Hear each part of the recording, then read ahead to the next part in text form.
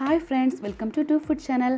இன்றைக்கி இந்த வீடியோவில் கோதுமை மாவில் ரொம்ப ஈஸியாக பண்ணக்கூடிய கேக் தான் ஃப்ரெண்ட்ஸ் பார்க்க போகிறோம். இது வந்து ரொம்ப ஈஸியாக குக்கரில் ரெடி பண்ணிடலாம். அது மட்டும் இல்லை ஃப்ரெண்ட்ஸ், இது ரொம்ப ஹெல்த்தியும் கூட. வாங்க ஃப்ரெண்ட்ஸ், இது எப்படி பண்ணலான்னு பார்த்துடலாம். இந்த கேக் பண்ணுறதுக்கு 1 கப் கோதுமை மாவு எடுத்துக்கோங்க. 1/2 கப் வெல்லம் எடுத்துக்கோங்க. நீங்கள் இதுக்கு பதிலாக கருப்பட்டி கூட ஆட் பண்ணிக்கலாம். 1/2 கப் காய்ச்சி ஆற வச்ச பால் எடுத்துக்கோங்க. அப்புறமேட்டு 4 டேபிள் ஸ்பூன் தேங்காய் எண்ணெய் எடுத்துக்கோங்க.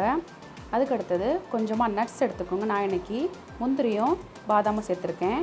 அதுக்கப்புறம் 1/2 டீஸ்பூன் லெமன் ஜூஸ் எடுத்துக்கோங்க. இதுக்கு பதிலாக நீங்கள் வினிகர் கூட ஆட் பண்ணிக்கலாம். அதுக்கப்புறம் 1/2 டீஸ்பூன் பேக்கிங் சோடா எடுத்துக்கோங்க. 1 டீஸ்பூன் பேக்கிங் பவுடர், அப்புறம் கொஞ்சமாக சால்ட் எடுத்துக்கோங்க.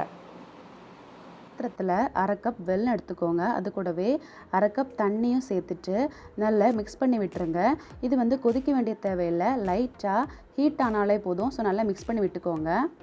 இப்போ கேக் பேட்டர் ரெடி பண்ணிக்கலாம். அதுக்கு ஒரு மிக்சிங் பவுலில் ஸ்டவ்வில் ஏற்கனவே சூடு பண்ணி வச்சுருக்கிற வெல்லத்தை நல்லா வடிகட்டி இதில் சேர்த்துடுங்க. அது கூடவே நான் இன்றைக்கி 3 டேபிள் ஸ்பூன் தேங்காய் எண்ணெய் ஆட் பண்ணிக்கிறேன். இது ரெண்டையும் நல்லா மிக்ஸ் பண்ணிக்கோங்க. நாம் எடுத்து வச்சுருக்கிற வெல்லம் வந்து லைட்டாக சூடாக இருக்கணும் ஃப்ரெண்ட்ஸ். அப்போ தான் அந்த கோகோனட் ஆயில் இது கூட நல்லா மிக்ஸ் ஆகும். பாருங்கள், இப்படி நல்லா மிக்ஸ் பண்ணி விட்டதுக்கப்புறம் இது கூட நாம் இன்றைக்கி 1 கப் கோதுமை மாவு ஆட் பண்ணிக்கோங்க. அதுக்கப்புறம் இது கூட ஒரு பிஞ்ச் சால்ட் சேர்த்துக்கோங்க.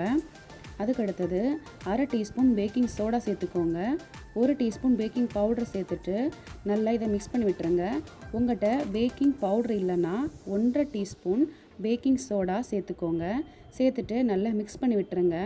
நல்லா மிக்ஸ் பண்ணிவிட்டு கொஞ்சம் கட்டியான பதத்துக்கு வரும். நம்ம இது கூட இன்றைக்கி கொஞ்சம் கொஞ்சமாக பால் ஆட் பண்ண போகிறோம். நல்லா காய்ச்சி ஆற வச்ச பால் எடுத்துக்கோங்க. ரொம்ப சூடான பால் ஊற்றினா அதுக்கப்புறம் இந்த வெல்லம் வந்து திரைய ஆரம்பிச்சிடும். ஸோ இதை வந்து கொஞ்சம் கொஞ்சமாக பால் ஆட் பண்ணி நம்ம கேக் பேட்டர் ரெடி பண்ணிக்க போகிறோம். ரொம்ப கட்டியாக இருக்கக்கூடாது, ரொம்ப தண்ணியாக இருக்கக்கூடாது. இப்படி இந்த மாதிரி மிக்ஸ் பண்ணதுக்கப்புறம் இது கூட கொஞ்சமாக நட்ஸ் ஆட் பண்ணிக்கலாம். நான் இன்றைக்கி பாதாமும் முந்திரியும் எடுத்துருக்கிறேன். ஸோ அந்த நட்ஸை இது கூட ஆட் பண்ணிக்கலாம். நீங்கள் வந்து எந்த நட்ஸ் வேணால் எடுத்துக்கலாம். இது கூட ஆட் பண்ணிவிட்டு நல்லா மிக்ஸ் பண்ணி விட்டுருங்க. மிக்ஸ் பண்ணி விட்டுட்டு இது கூட லாஸ்ட்டாக நம்ம எடுத்து வச்சுருக்கிற 1/2 டீஸ்பூன் லெமன் ஜூஸ் ஆட் பண்ணிக்கலாம். நீங்கள் இதுக்கு பதிலாக வினிகர் கூட ஆட் பண்ணிக்கலாம். 1/2 டீஸ்பூன் வினிகர் எடுத்துக்கோங்க.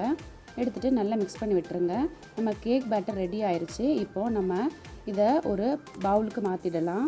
நீங்கள் வந்து எந்த மாதிரி பேன் வேணால் பேக் பண்ணுறதுக்கு எடுத்துக்கலாம். நான் இன்றைக்கி இதை மாதிரி சின்ன ஒரு பவுல் எடுத்துக்கிறேன்.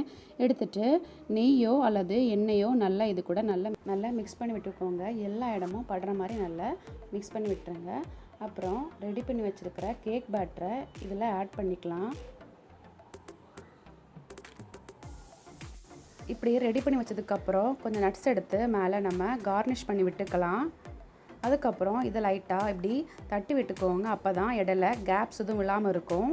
இப்படி பண்ணதுக்கப்புறம் நான் இன்றைக்கி ஒரு குக்கரை 10 நிமிஷம் ப்ரீஹீட் பண்ணி வச்சுருக்கேன். மீடியம் ஃப்ளேமில் வச்சதுக்கப்புறம் உள்ளாடி ஒரு ஸ்டாண்ட் போட்டுட்டு அதுக்கு மேலே ஒரு சின்ன பிளேட் வச்சுக்கோங்க. வச்சுட்டு அதுக்கு மேலே நம்ம ரெடி பண்ணி வச்சுருக்கிற அந்த கேக் பேட்டரை கவனமாக உள்ளே வச்சுடுங்க. வச்சுட்டு சாதா மூடி வச்சு மூடிட்டு 40 நிமிஷம் மீடியம் ஃப்ளேமில் பேக் பண்ணி எடுத்துக்கலாம். இப்போது 40 நிமிஷம் ஆயிடுச்சு. ஓப்பன் பண்ணி பார்த்துடலாம். சூப்பரான கேக் கிடச்சாச்சு. இப்போது இந்த கேக் வந்து நல்லா வெந்திருக்கான்னு நம்ம செக் பண்ணி பார்த்துக்கலாம். இதை செக் பண்ணுறதுக்கு உங்கள்கிட்ட ஒரு டூத் பிக்கோ அல்லது நைஃபோ செக் பண்ணி பார்த்துக்கோங்க. நான் இன்றைக்கி நைஃப் எடுத்து செக் பண்ணிக்கிறேன். இப்போ அந்த நைஃப்பில் கொஞ்சம் கூட ஒட்டாமல் வந்திருக்குன்னா உங்களுக்கு நல்லா வெந்திருக்குன்னு அர்த்தம். இதுக்கப்புறம் நைஃப்பில் லைட்டாக ஒட்டியிருக்குனாலும் நீங்கள் ஒரு 10 நிமிஷம் வச்சு இதை நல்லா பேக் பண்ணி எடுத்துக்கோங்க. இது நல்லா ஆறுனதுக்கப்புறம் அந்த கார்னர்ஸ் எல்லாம் நல்லா கட் பண்ணி விட்டுக்கோங்க. அப்போ தான் உங்களுக்கு ஈஸியாக கிடைக்கும். இந்த மாதிரி நல்லா கட் பண்ணி எடுத்துக்கோங்க. கட் பண்ணதுக்கப்புறம் இந்த கேக்கை பிளேட்டில் மாற்றி எடுத்துக்கலாம். பாருங்கள் ஃப்ரெண்ட்ஸ், சூப்பரான கேக் நம்மளுக்கு கிடச்சாச்சு. இது ஈஸியாக பண்ணிடலாம். இந்த கேக்கில் நாம் கோதுமை மாவும் வெல்லமும் ஆட் பண்ணியிருக்கோம். இதில் சுகர் எதுவுமே ஆட் பண்ணல. ஸோ இது நம்ம உடம்புக்கு ரொம்ப ஹெல்த்தியான கேக்கும் கூட. இது நீங்கள் கண்டிப்பாக ட்ரை பண்ணி பாருங்கள் ஃப்ரெண்ட்ஸ்.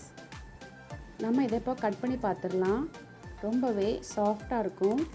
அதோடு மட்டும் இல்லை, உங்கள் கிட்ஸும் ரொம்ப விரும்பி சாப்பிடுவாங்க. இனி பேக்கரியே போக வேண்டிய தேவையில்லை. வீட்டிலே நம்ம ஈஸியாக, அதுவும் கோதுமை மாவை வச்சு ஈஸியாக கேக் பண்ணிடலாம். பாருங்கள் எவ்வளோ சாஃப்டாக இருக்குன்னு.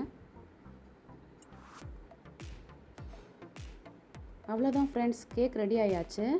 இந்த வீடியோ உங்களுக்கு பிடிச்சிருந்ததுன்னா லைக் பண்ணுங்கள், ஷேர் பண்ணுங்கள், மறக்காமல் நம்ம டூ ஃபுட் சேனலுக்கு சப்ஸ்கிரைப் பண்ணுங்கள் ஃப்ரெண்ட்ஸ். தேங்க்யூ.